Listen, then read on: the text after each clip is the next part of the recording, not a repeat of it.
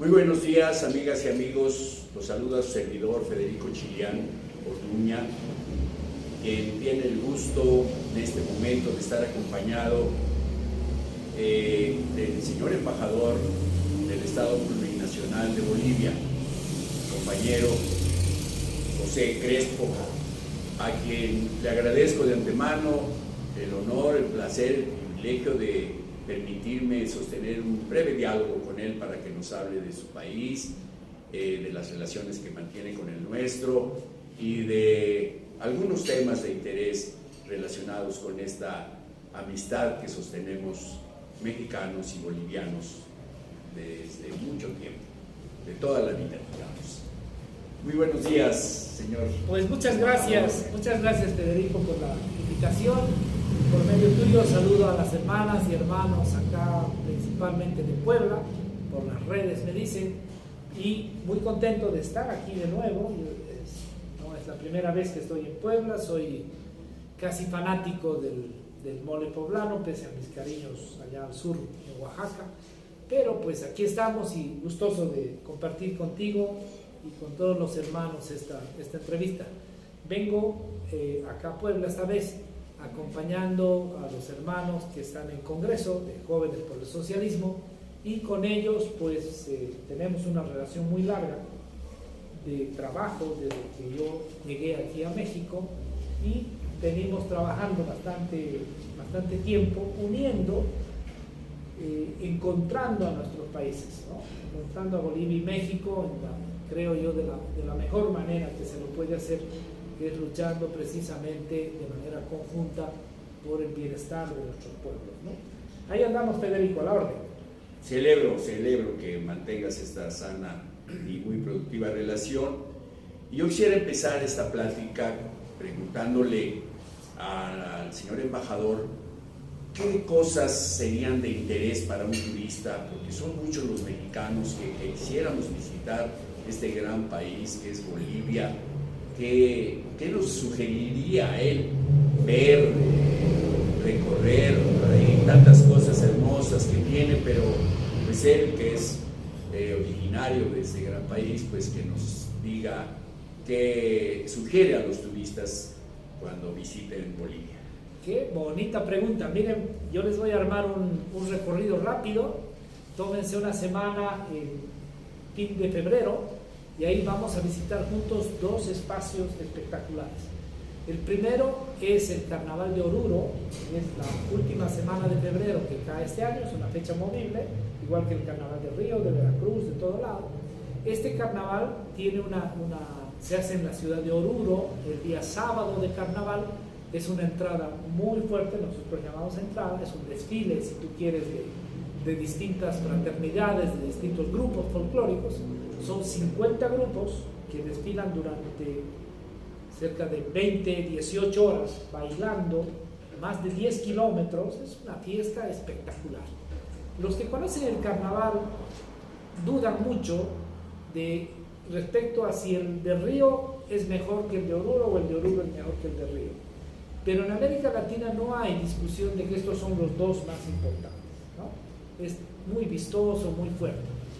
Pero como esto es un solo día, y al día siguiente sí se puede disfrutar en Oruro un festival de bandas de música, se reúnen 6.000 músicos al mismo tiempo, era Guinness Record.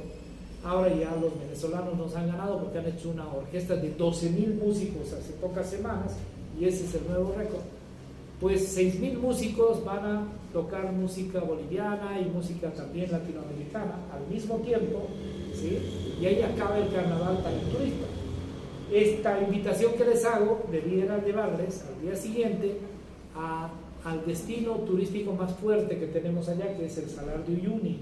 El Salar de Uyuni es si ustedes quieren, un desierto de sal, que en febrero, no en otras épocas, en el verano, en el hemisferio sur, está llovido, se llena de agua, no sé, unos 3-4 centímetros de agua sobre un desierto de sal, y no se distingue el cielo y la tierra, no se distingue dónde acaba el salar y dónde empieza el cielo. Ese es el nivel. Es una prueba visual espectacular, ¿no? Tanto así que es el único lugar en Bolivia que tiene un aeropuerto internacional solo para que se vea el salar. Llegan más de 100.000 turistas al año, es el destino turístico número 1 para los turistas japoneses. Estamos hablando de algo espectacular, ¿no? Y es una inmensidad, eso no alcanza un día para ver el salar, pues hay que estar 2-3 días para visitar todo lo que tiene esto. Para que los hermanos tengan y las hermanas tengan dimensionado el tema, el salar tiene la misma extensión que Querétaro, para comparar, no que la ciudad de Querétaro, sino que el estado de Querétaro. Esa es la magnitud. Y ahí está, esto lo hablaremos en otro momento, si tú quieres, Federico, ahí está la riqueza más grande de Bolivia actualmente, porque en ese salar está el litio. Y el litio es, en este momento, Bolivia es el país que tiene la reserva más grande de litio del mundo, ¿sí? Pero bueno, ese es otro tema. En turismo, pues en febrero hay que irse al Carnaval de Oruro y hay que irse al Salar de Uyuni. Turismo puro. Ahora, ya si me empiezas a preguntar, pues tendremos otro tour por el oriente, que es más bien la Amazonía, todo lo que fueron las misiones jesuíticas. Y depende cómo sea uno, pues a mí me gustaría solo visitar La Paz una semana y no acabas, ¿no? Ahí está, ese es hay lugares muy rápido. Perdón la interrupción, hay lugares emblemáticos, José, como el lago Titicaca, como pues los vestigios prehispánicos, ¿no? La arquitectura, el patrimonio edificado, ¿no? Necesitaríamos mucho tiempo para... Sí, mucho tiempo, y lo bueno es que como no tenemos tanta vacación junta, pues hay que hacer varios viajes, ¿no? Sí. Hay otro recorrido que se hace el lago Titicaca y la ciudad de La Paz, que también tiene 3-4 días fácil para ver, y se incluye ahí las ruinas de Tiahuanaco, que es lo más, es digamos el estado precolonial más importante que ha tenido el territorio que ahora es Bolivia, ¿no? Es una cultura anterior a Quechua, anterior a Aymara, ¿no? Estamos hablando de la cultura más importante que ha habido allá, y por supuesto hay una ciudad inmensa que está ya absolutamente puesta para eso, ¿no? Bien, una familia, digamos, una pareja que quisiera pasarse una semana por allá, ¿cómo está la economía? ¿Qué les saldría, digamos, el viaje en avión, en fin? Sí, bueno, febrero es una buena época para viajar. No estás en época alta de transporte aéreo. La época alta de transporte aéreo es esta, diciembre, noviembre, diciembre, quizá enero, un poquito, pero ya febrero, marzo más bien es una época en que las líneas aéreas empiezan a dar estos descuentos para viajar, pero no es tan barato, porque estamos hablando de la parte del corazón del sur. Estamos hablando del país que está exactamente al centro de Sudamérica. Pues hay que viajar bastante, normalmente en 2 tramos, o sea, se va a México, Panamá, Bolivia, o se va a México, Colombia, Bolivia, más o menos así. Y estamos hablando para esa época de unos $700, digamos, $600, no menos, no creo que menos. Ahora, ida y vuelta, sí, ¿no? Ahora, más bien, eso está fácilmente en el doble, ¿no? O sea, no vale la pena, creo yo, moverse en esta época. Y luego ya Bolivia yo creo que es barato, ¿no? Es uno de los países, junto con México, más baratos de América Latina. Y yo sé decir que aquí en México la alimentación, etcétera, es más económica, y no la gasolina, aquí es más cara, el alojamiento aquí es más caro, la vivienda aquí es más cara, pero creo que hay que pensar que, si me obligan a responder, lo que gastas en el día en Bolivia, pues gastarás en el día en México, es más o menos lo mismo. Correcto. No he hecho un cálculo para decirte, ni he visto un plan de turismo para decir cuánto costaría, ¿no? Pero más o menos estamos. Sí, yo creo que andamos por ahí. ¿Sí? ¿Más o menos? Bueno, amigos, pues ya saben, si en febrero hay disponibilidad, échense un brinco a este hermoso país que es Bolivia. Y continuando con el diálogo, yo quisiera, ya que tocó el tema del litio, que ha causado pues una polémica y un conflicto y una decisión muy importante, yo quisiera que nos clarificara un poquito más qué significa para Bolivia, incluso para México, porque pues él tienes conocimiento de que también tenemos nuestra reserva, quizás no tan abundante como la que ustedes tienen, pero para nuestros televidentes, radioescuchas, ¿saben qué es el litio? ¿En qué consiste? ¿Para qué sirve? ¿Cómo está el debate? ¿Se lo llevan los extranjeros? ¿Nos lo quedamos? ¿Cómo está? Pues mira, yo soy embajador de Bolivia en México y algo que nos dicen nuestras normas internacionales, sí, a mí y a todos nos dicen que no podemos comentar sobre la política interna de los países, claro, que generosamente nos cobijan. Claro. Yo puedo hablar de Bolivia y si te cuento qué es lo que nosotros andamos haciendo. Efectivamente, tenemos la reserva internacional más grande de litio. Esto está controlado por una institución geológica oficial, gubernamental de Estados Unidos, no controlado, sino es el estudio de ellos que nos dice que Bolivia tiene la reserva más grande. Este estudio se lo he hecho con personal técnico boliviano, precisamente en el Salar, y la reserva que se contempla en Bolivia, de 21 millones de toneladas de litio, pues estos 21 millones son aquellos que se han cuantificado en el 65% del Salar, hay un 35% que no se ha estudiado todavía, y en una profundidad de 50 metros. ¿Qué viene luego? Pues no sabemos cuánto litio hay, pero hasta lo que se ha visto, pues tenemos 21 millones de toneladas y la reserva más grande. No está muy lejos la Argentina en cantidad, ¿no? Unos cuantos millones menos, entre 15 y 17, y luego pues están otros países. Tengo entendido, y esta no es opinión, sino es información oficial de las autoridades que ven la parte geológica en México, que está todavía México en una etapa de determinación de su reserva. Esta institución norteamericana de Estados Unidos dice que tiene 1.7 millones de toneladas, pero eso se está estudiando. Se presume rápidamente que va a ser bastante más que eso, ¿no? La reserva mexicana. Está bastante dispersa la reserva mexicana, no es como lo que yo les digo. Bolivia tiene el Salar de Uyuni y al ladito otro que se llama Salar de Coipasa, ahí está el litio boliviano, ¿no? En cambio, el litio en México, por la literatura que se puede ver oficial, está en varios lugares: Zacatecas, Chihuahua, Sonora, decir algunos estados, pero está en varios lugares, ¿no? ¿Qué hace el litio? El litio se utiliza en un 65%, el mundo ahora lo utiliza en baterías de automóviles, baterías de lo que todos tenemos en este momento, un poquito de litio con nosotros en los celulares, en las baterías, las computadoras, o sea, que son baterías es el 65%. Y otro uso muy importante del litio son la fabricación de vidrios y cerámicas, ahí se usa litio bastante.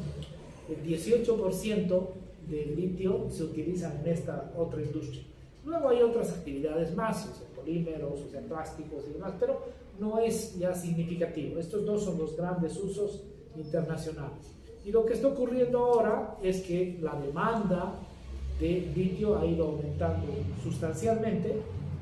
Si comparamos la demanda en 5 años, en 3 años mejor, en los últimos 3 años, la demanda ya se ha multiplicado por 5 y se va a seguir multiplicando para el año 30 con otras 5 veces más, ¿no? O sea, es realmente algo que está subiendo mucho. Y el precio también sube mucho, ¿no? No tengo el dato exacto de cuánto cuesta una tonelada de litio, pero si tomamos una unidad del año enero del 2020, si una unidad de litio costaba 100, pues ahora en este momento está costando 500. O sea, se ha multiplicado por 5 también el precio del litio, ahora a noviembre del 2021. Entonces, esto pues hace que sea un recurso, un mineral no metálico muy requerido, ¿no?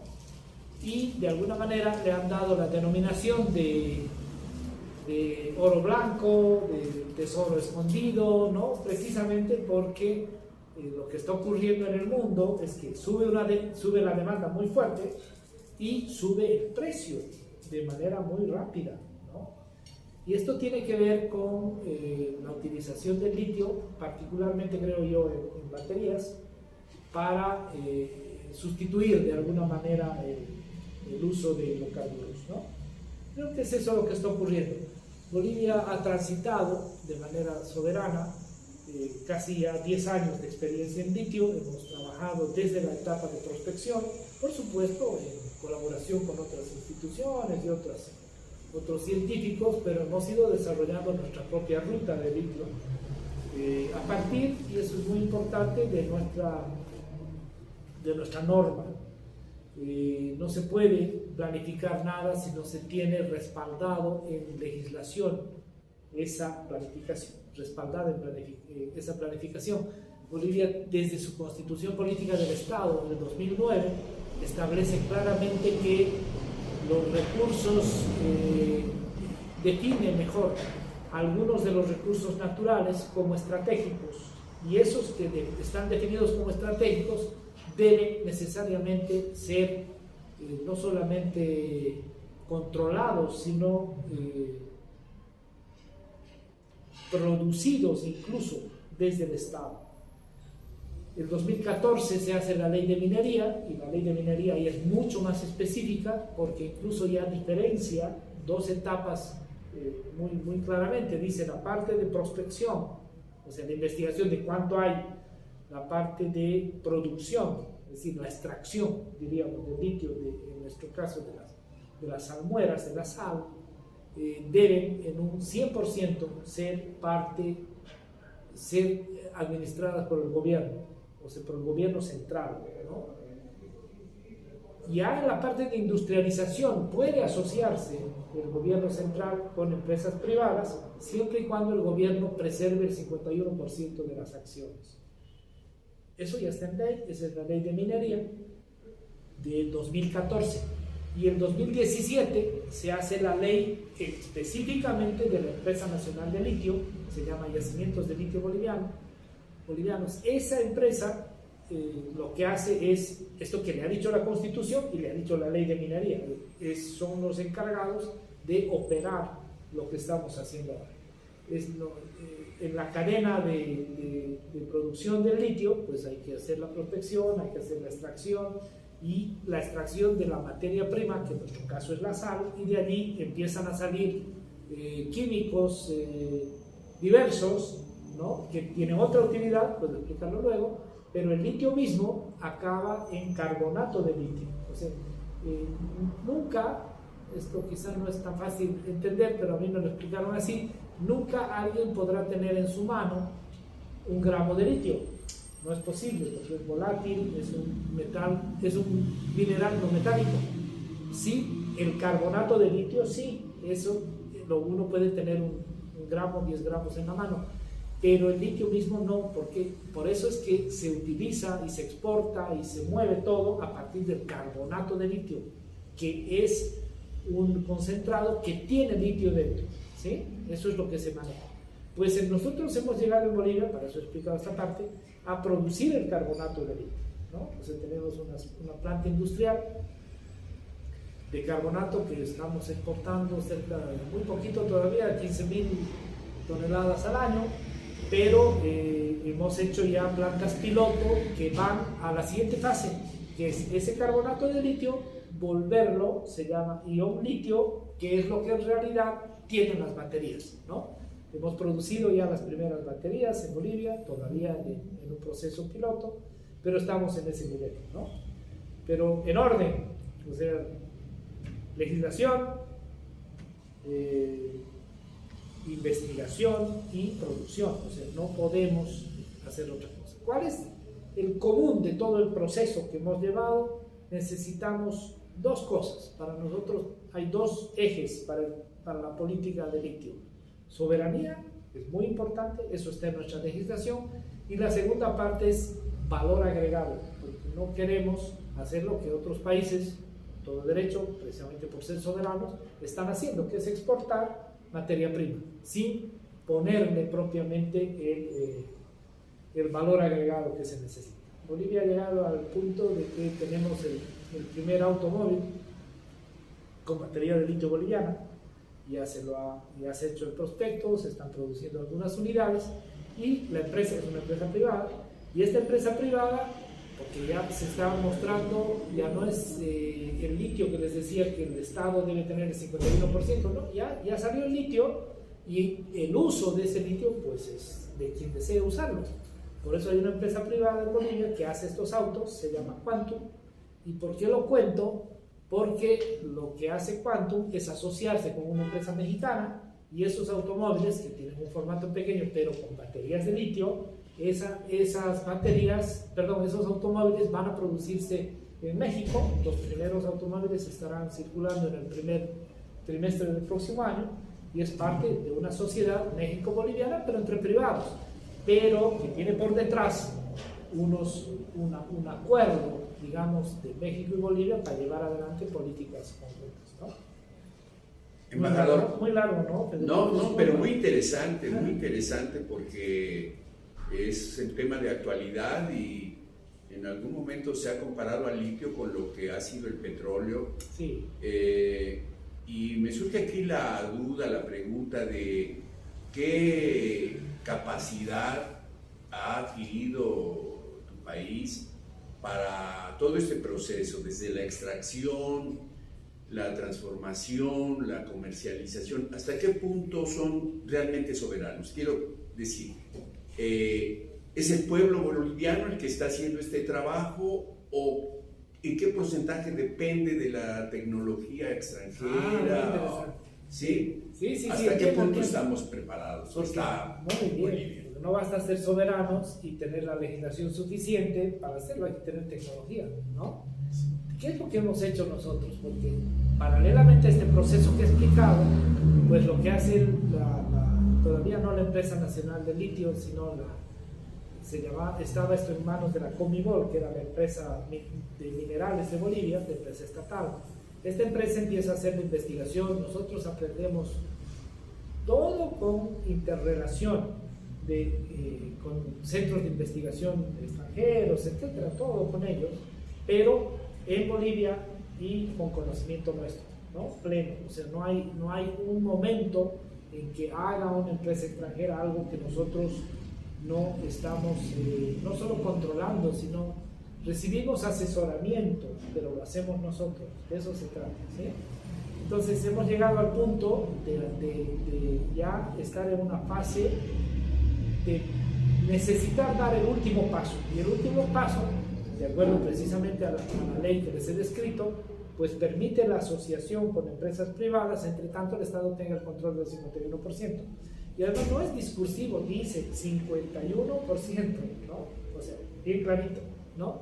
Y a partir de eso, pues estamos empezando a trabajar en licitaciones, en invitaciones a empresas extranjeras, para que podamos ingresar conjuntamente a esta fase más bien de la industrialización ya de la producción de ion litio, que es en realidad la batería de litio, ¿no?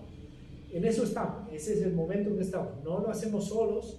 Hemos inaugurado hace 3 días, el presidente Arce ha inaugurado el Centro de Investigación de Litio, que es una segunda fase, ya hubo varios más pequeños, y este centro de investigación, de la misma manera, pues tendrá relación con otras instituciones académicas, científicas de otros países, pero es un centro nuestro, controlado por nosotros y protagonizado, si se quiere, por nosotros, ¿no? Eso creo que es muy importante, ¿no? En cierto sentido, Bolivia le lleva una ventaja a México en cuanto al conocimiento que tiene de este mineral o de este material, y en cuanto a la manera como ya lo está aprovechando, ¿no? Tengo entendido, ilústrame. No me quiero meter en cuestiones políticas, sino más bien técnicas, ¿no? Sí, pero es algo que yo puedo comentarlo desde la perspectiva boliviana. O sea, nosotros empezamos el trabajo de litio hace más de 10 años, ¿no? O sea, el recorrido este que ha llevado a la fase de preindustrialización que tenemos, pues nos ha costado 10 años, ¿no? Pues yo creo que si se mira a México o cualquier otro país, pues hay que mirarlo también desde el momento que se establece el conocimiento de que existe el recurso, ¿sí? Esto pues tendrán que responder las autoridades mexicanas, no yo, pero sí me parece que hay que ser por lo menos equilibrado en la consideración inicial, ¿no? Sí. Lo que sí tenemos con México es un acuerdo que lo suscriben los cancilleres Ebrard y el canciller boliviano Maita, suscriben un acuerdo en julio de este año en el que se establece la voluntad, es una carta de intenciones donde se establece la voluntad de compartir conocimiento, la idea de tener un equipo técnico conjunto, ¿no? Precisamente para avanzar en estos temas. No se habla ahí de inversión económica, de nada de esto, pero sí es un acuerdo para compartir el proceso, ¿no? La cadena productiva entera, en términos por lo menos de conocimiento técnico, ¿no? En eso estamos. Bien. Aquí, durante el periodo en que renunció el presidente Evo Morales, aquí le pongo comillas a la palabra renunció, pero parece ser que el litio fue un factor que de alguna manera influyó, al menos aquí en los medios nacionales se comentó. Está demostrado, Federico, demostrado. Hubo declaraciones absolutamente voluntarias de incluso algunos ejecutivos de esta empresa Tesla, en el sentido de que ellos participaban pues donde querían, y luego se ha encontrado documentación, porque todo esto es parte de los procesos jurídicos judiciales que está siguiendo Bolivia a quienes dieron el golpe de Estado. Pues se tiene evidencia ya que los ingleses, por ejemplo, financiaron parte del golpe de Estado precisamente por el litio, ¿no? El litio fue uno de los motivos para tener una intervención directa en Bolivia. Pero el correlato ha sido muy interesante, ¿no? Porque pues no ha pasado ni un año, casi un año exacto, y por medio no de un golpe de Estado, sino de una elección directa, pues el pueblo boliviano ha recuperado la democracia, y yo digo, con esa democracia pues recuperó su litio, ¿no? Y eso es muy importante. Y estamos precisamente en un proceso todavía muy difícil en Bolivia, quizás siempre sea difícil en Bolivia, en un proceso muy difícil de consolidación de esa democracia, precisamente para demostrar que podemos seguir caminando en el desarrollo por nuestra propia voluntad, por nuestra propia decisión, con nuestro propio modelo. Más ahora, imagínate que el presidente Luis Arce, si me permites aprovecho para saludar a las hermanas y hermanos a nombre de él, a todos ustedes, pues el presidente Luis Arce, que era el ministro de Economía de Evo Morales, es ahora el presidente, ¿no? O sea, de alguna manera el culpable del éxito económico boliviano en los últimos 10 años es el presidente. Entonces sí hay mucha confianza en que él puede llevar adelante esto que viene aparejado con el desarrollo del litio, pero bueno, eso es lo que ocurrió. Creo que no hay una dependencia propiamente del litio, ¿no? Sí sería muy importante que entremos a una etapa de industrialización y empecemos a aprovechar los excedentes que genera esto, ¿no? Sí, se percibe efectivamente una relación muy amistosa entre el presidente Arce y el presidente López Obrador, que viene desde esta temporada de asilo, ¿verdad? De que de alguna manera se cobijó, si me permites la expresión, a Evo Morales en una situación muy complicada para él, para el país, y tuvimos la dicha de ser pues anfitriones de una presencia de tan querido personaje como es el expresidente Evo Morales. Al menos creo que todos sentimos por él un gran afecto, y hemos visto imágenes de diálogos muy personales entre el presidente Arce y el presidente López Obrador ahí en los pasillos de Palacio, como excelentes amigos, ¿no? Eso habla de que las relaciones entre nuestros países están en su mejor momento. ¿Pudieras confirmarlo? Vamos a hablar de los dos temas. Primero, no nos cansamos nosotros de agradecer la generosidad, yo digo, de México y del gobierno mexicano con nosotros los bolivianos, en general con los bolivianos y en particular en el episodio este que tú recuerdas, el tema de cómo el presidente López Obrador decide, esto ya no es que dice que, no, sino lo cuenta en un libro muy lindo que se llama Mitad de Camino, ¿no? Que hace un recuento de lo más importante de los 3 años de gobierno de la Cuarta Transformación. El presidente AMLO pues dice que él dio claramente la instrucción que era necesario rescatar a Evo Morales ante la evidencia de que podía ser no solamente detenido, sino que lo iban a matar. Está probado que eso es lo que iba a ocurrir precisamente por un informe que publica el propio presidente AMLO en este libro, un informe de la Sedena, donde no solamente había la intención, sino se disparó incluso un cohete, un misil al avión mexicano que fue a recoger al presidente Evo, ¿no? Pues Evo Morales ha quedado agradecidísimo y el pueblo boliviano con ustedes, con todos, por ese hecho que es muy, muy importante, ¿no? para la relación. Pero sin desmerecer eso, sin desmerecer a nuestros personajes y a Evo Morales, que toma conciencia plena de su situación recién llegando aquí a México. Antes estuvo el mismo, dice, estaba choqueado, estaba como que no entendía las cosas, ¿no? Y en la última visita que hace Evo Morales hace pocas semanas aquí a México, tiene la posibilidad de, primera vez después de 2 años, de agradecerle personalmente a López Obrador. No se conocieron durante la primera etapa, no, Evo Morales y AMLO no se encontraron nunca en las pocas semanas que estuvo asilado Evo aquí en México, sino ahora hace unas semanas, después de 2 años, y Evo Morales pues le agradece personalmente. He tenido el privilegio de acompañarle al expresidente Evo al Palacio para que se encuentren, y es tan linda la relación, creo yo, con Luis Arce como con Evo Morales, ¿no? Que son de alguna manera los líderes en este momento de nuestro proceso, añadiendo por supuesto a nuestro vicepresidente David Choquehuanca, que así como Arce fue el ministro de Economía 11 años de Evo Morales, pues Choquehuanca fue el canciller de Evo Morales durante 11 años. Uno es presidente y el otro es vicepresidente actualmente, ¿no? Pues bueno, esto es bueno, es un momento muy fuerte de la relación, pero yo creo que es parte de la relación. O sea, es esto que decías, estamos en el mejor momento de la relación Bolivia-México. Yo digo sí, pero han habido muchos otros muy buenos momentos.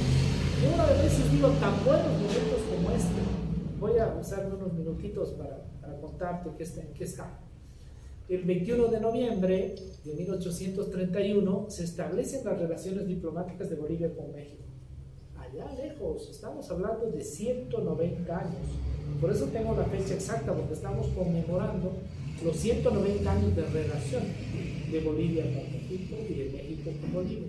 Esto se hace a partir de una carta, del nombramiento que hace México de su ministro plenipotenciario para los países del sur, llaman así, es un señor de apellido Cañedo, ¿sí?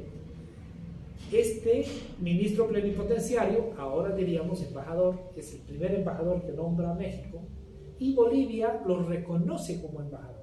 Y es una carta del presidente, el mariscal Andrés de Santa Cruz, 1831, donde le dice, le manda una nota al vicepresidente mexicano y le dice, pues estamos muy complacidos de que nos hayan mandado el embajador, lo reconocemos y esperamos, entendemos que a partir de este momento estamos estableciendo relaciones. No se usan los términos de ahora, no se dice, entregó sus cartas credenciales como forma de establecer las relaciones diplomáticas. No, esos son términos actuales, después de lo que es la Convención de Relaciones Internacionales, etc. Pero se entiende para fines no solo históricos, sino también de relaciones internacionales, que ese es el momento en que iniciamos relaciones diplomáticas. Eso ya es un muy buen momento, porque estamos hablando de los primeros años de nuestras repúblicas. Bolivia todavía era una república. Y luego viene, yo creo, otro momento muy importante, que es 1867, cuando llaman la República Restaurada, ¿sí? Acá en México.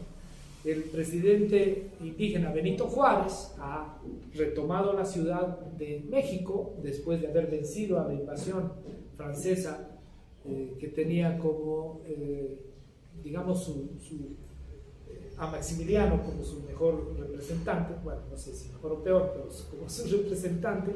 Y ese momento Bolivia le envía, ese tiempo es el presidente Mariano Melgarejo. Mariano Melgarejo le envía una carta a Benito Juárez reconociéndole el gobierno. Eso para México fue imprescindible, era importantísimo.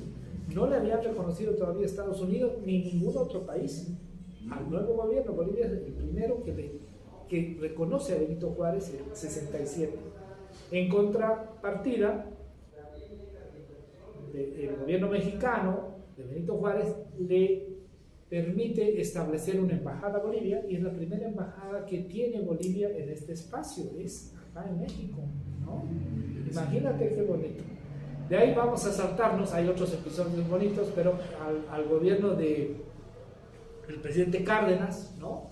Que para nosotros es muy importante, del 34 al 40, 1934. Y allí lo que vamos a tener son 3 encuentros importantísimos. Primero, el encuentro entre las normales rurales, acá tienen otro nombre, que son las escuelas de profesores para el campo, ¿sí? Nosotros habíamos tenido una experiencia de las primeras escuelas en Bolivia, las rurales, una de ellas se llama Guarizata, el altiplano boliviano, y enterado de esto, el presidente Cárdenas le invita al mentor, a uno de los protagonistas de estas normales, aquí a México, y comparten la experiencia, y a partir de eso México hace la primera acción de cooperación, por eso estoy mencionando el tema, y México construye uno de los 2 pabellones de esa normal rural. Hasta ahora se llama Pabellón México. La gente no sabe que esto viene allá desde la década del 30 del siglo pasado. Dice así, Pabellón Bolivia, Pabellón México, son los dos espacios, digamos, donde hacen clases a regularizar. Eso es muy importante. Y a partir de eso, pues hay contacto ya en los congresos indígenas, tanto de Bolivia como de México. Claro, estamos hablando, ¿no?, del presidente Cárdenas. O sea, es muy importante entender el momento de esa buena relación. Y por si fuera poco, pues aparece ahí la primera experiencia de cooperación técnica de México a Bolivia, porque el presidente Cárdenas dispone que unos ingenieros vayan a Bolivia a ver la viabilidad de una presa de agua para riego y para...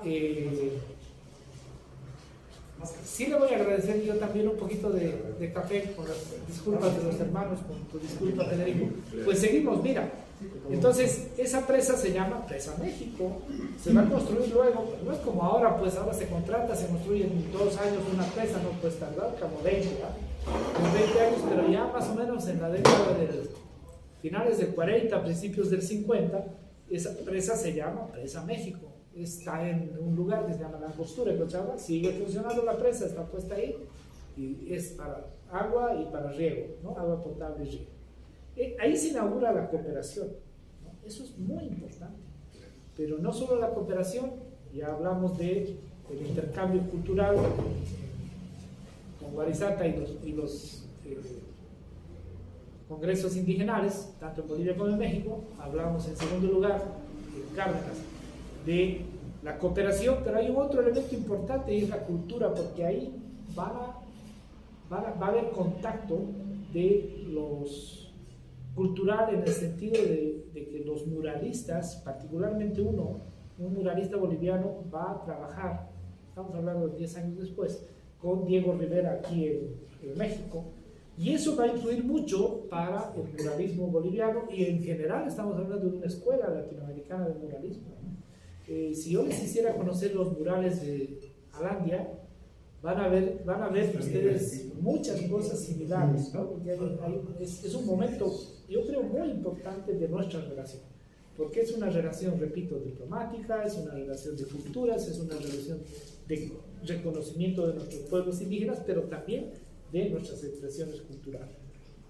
Y ahora sí, lo que todos conocen de la relación, vamos a dar otro salto, y es el exilio, ese exilio de Bolivia que va, para nosotros muy importante, pero para México prácticamente una institución, ¿no? O sea, el hecho de recibir asilados políticos en México es parte de su doctrina de política exterior, o sea, es ejemplar, ¿no?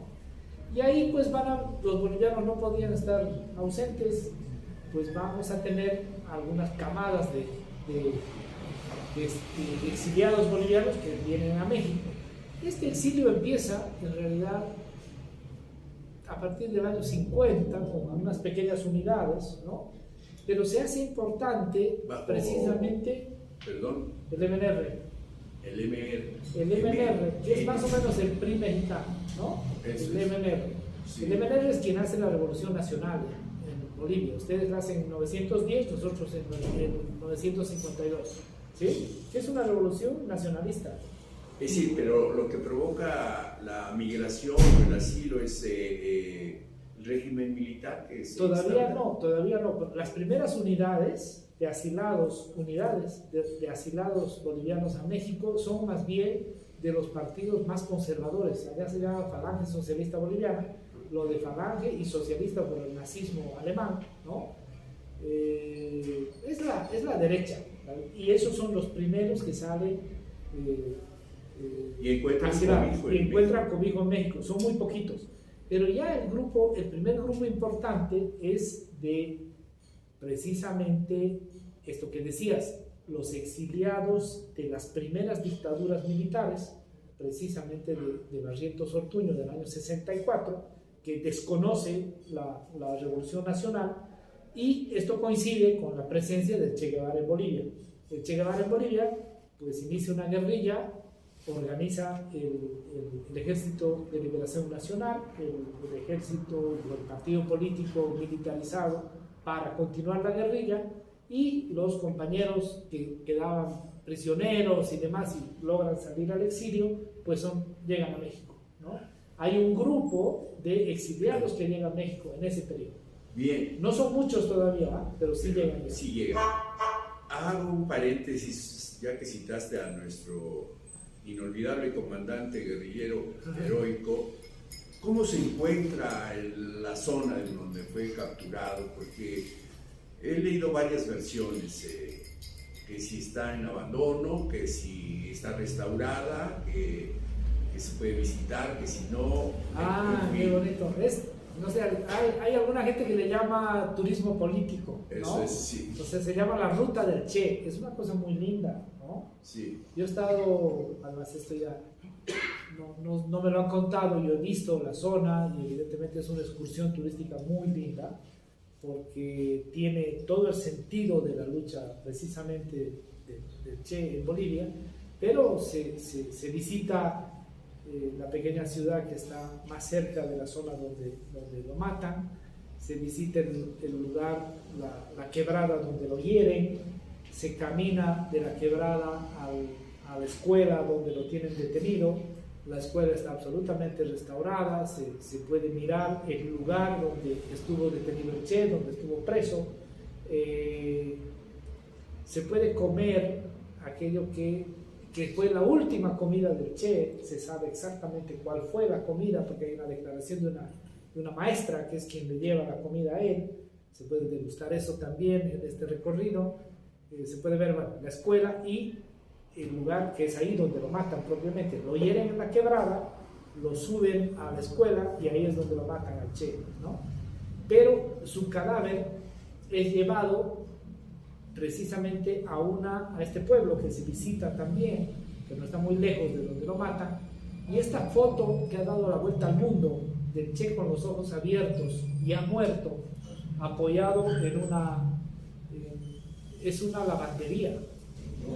Se visita la lavandería, está lleno de testimonios, de mensajes, etcétera, es parte de la ruta del Che, desde la llegada al escenario, donde lo hieren, donde lo matan y donde lo ven por última vez su cadáver, ¿no? Porque después hay otra historia que es más difícil de reproducir turísticamente, pero ya lo retiran, lo llevan a un lugar oculto, lo entierran y luego pues ya lo van a rescatar, ¿no?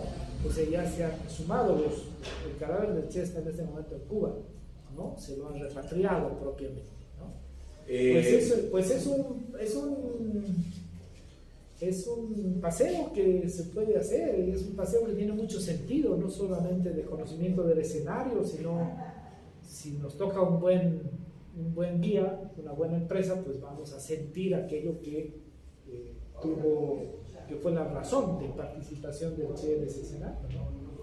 Bien, este es otro lazo que nos vincula. Recordarás que el Che estuvo aquí antes del asalto junto con Fidel y estuvieron unos días aquí en las costas de Veracruz antes de embarcar para La Habana, es decir, para la isla. Pero viene a mi pregunta, a mi duda, el legado del Che, ¿cómo influye en esto que se llama el movimiento al socialismo, que finalmente es el instrumento político que permite el triunfo de Evo, de Arce y toda esta corriente histórica de izquierda socialista en Bolivia? ¿Hasta qué punto las ideas de él, el Che, germinan y florecen, influyen o inspiran? Qué interesante. Mira, yo te voy a describirte una foto donde a los pocos días de ganar la elección Evo Morales en el 2005, porque en diciembre del 2005 ganamos la elección, y en 2006, el 22 de febrero, se posesiona como toma protesta, diríamos acá, como presidente. En ese periodo, en esos últimos días de diciembre, hay un periodista que le hace una entrevista a Evo Morales en su pequeño departamento, ahí cerca de Miraflores, se llama el barrio, la colonia, está muy cerca al centro, y está Evo Morales sentado, el periodista enfrente, y detrás de Evo está la foto del Che. No hay mucho donde perderse, eso es lo que ocurrió. O sea, el Che es parte de la construcción del propio instrumento político para la soberanía de los pueblos, porque así se llama el MAS. El nombre de Movimiento al Socialismo es una sigla prestada, que sí la usamos para ir a la elección y con ese nombre se ganó, pero el partido mismo se llama Instrumento Político para la Soberanía de los Pueblos, ¿no? Por eso se llama ahora MAS y PCP.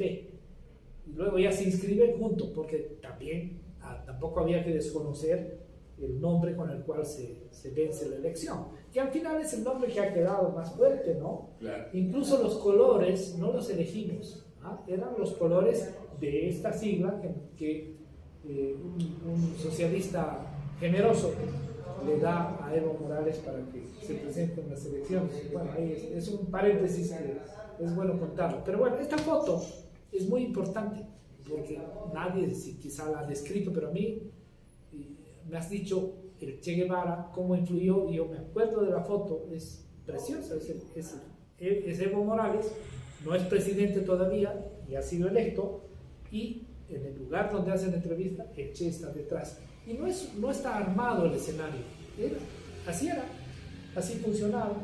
Y sigue en los lugares donde uno vea, está el Che. En el nuevo edificio del gobierno boliviano, se llama la Casa Grande del Pueblo, pues lo vas a ver al Che en distintos lugares, ¿no? Es parte de la ideología, digamos, que se lleva adelante.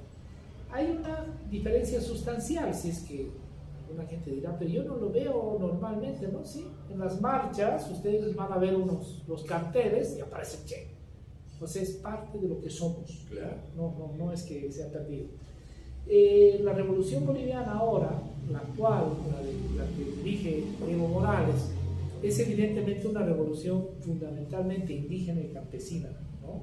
Que detrás de ellos arrastra a los sectores de clase media, a los sectores obreros, proletarios, propietarios propiamente, demás, empresarios luego, transportistas y demás, pero pese a ser una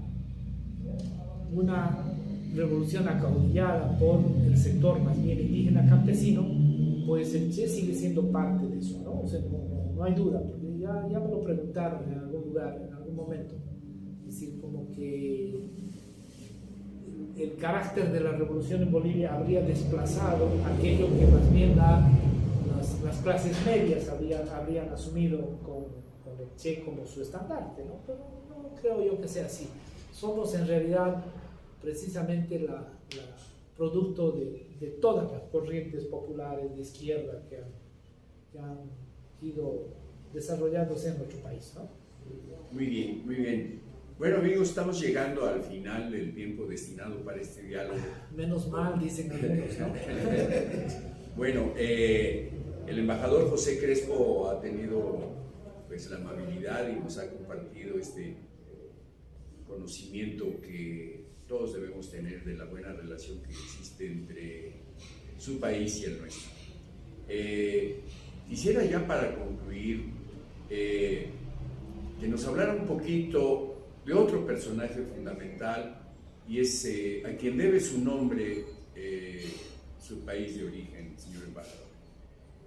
Simón Bolívar también estuvo en México, aunque no tuvo una presencia muy significativa, pero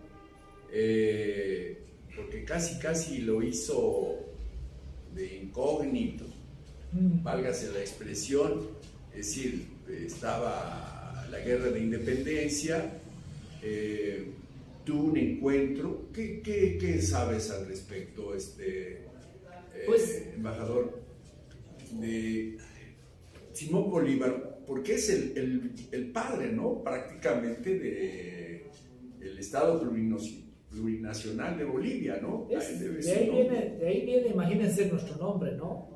El año 1825 nosotros hacemos recién república, México el 21, para que se tenga la dimensión. Pero los protagonistas de las rebeliones que se dan en nuestro territorio son casi igual que en México, las guerrillas regionales. Nosotros tenemos una lucha de guerrillas muy grande, muy fuerte, 14 años de distintos grupos guerrilleros que tienen control incluso de territorios, y se consuma la independencia a partir de los ejércitos bolivarianos, ¿no? O sea, los ejércitos que han liberado en realidad Colombia, lo que ahora sería Venezuela, Colombia, vamos en ese orden, Venezuela, Colombia, Ecuador, Perú, van a bajar, usando un término muy boliviano, van a bajar hacia el sur y van a entrar en territorio fundamentalmente peruano, lo que ahora sería Perú, y antes nos denominábamos a nosotros alto peruanos, el otro Perú. Y esos ejércitos, en dos batallas importantes, que son las batallas de Junín y Ayacucho, van en realidad sellar la independencia boliviana, porque ahí se derrota a lo último que quedaba de los ejércitos españoles. Por eso la importancia de Bolívar. En realidad Bolívar ingresa al territorio boliviano solo en la última etapa de la guerra de independencia, pero es un ingreso fundamental, ¿no? Fundamental porque resuelve la independencia, ¿no? Ese momento se va a convocar a la primera asamblea constituyente boliviana, que va a establecer precisamente la nueva república, y ahí le ponen como nombre, nosotros nos llamamos República de Bolívar, no Bolivia primero, Bolívar, así nos llamamos, por Simón Bolívar, clarísimo, ¿no? O sea, no hay error ahí. Después, unos pocos años después, vamos a cambiar de nombre para que sea más fácil manejar el término, ¿no? Creo que hay una frase que dice que si de Rómulo viene Roma, de Bolívar que venga Bolivia, ¿no? Y ahí se establece el nombre del país. Pues eso, más allá de una anécdota y de algo que efectivamente ha ocurrido, es la razón por la cual tenemos el nombre, pero va más allá. En realidad somos bolivarianos, ¿no? Ese es un concepto ya muy importante, porque somos parte de esa historia de construcción de las repúblicas a partir de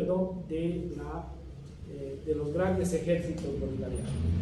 Y somos bolivarianos otra vez y con la misma fuerza en el siglo XXI, precisamente el momento en que los distintos países que estos ejércitos habían creado, pues se reencuentran con el liderazgo bolivariano, reconocen toda la base política e ideológica de Bolívar en la creación de las repúblicas, proyectándolas, por supuesto, al siglo XXI, ¿no?